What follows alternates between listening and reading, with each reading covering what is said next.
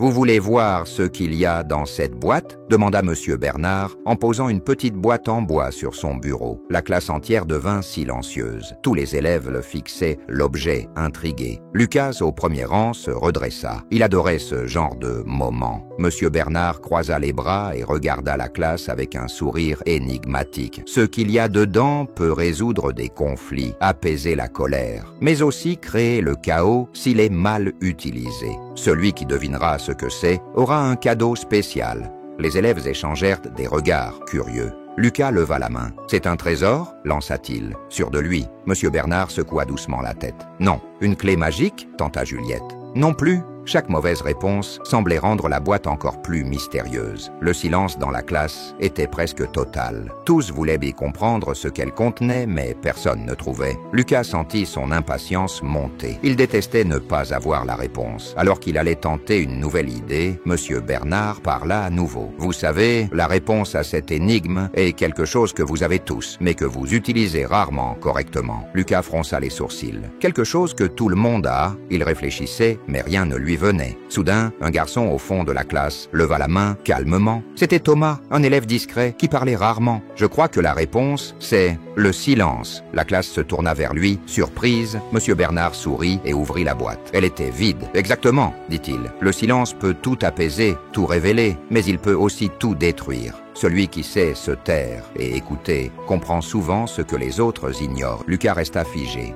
Pour la première fois, il comprit que parfois, parler moins permet de voir plus.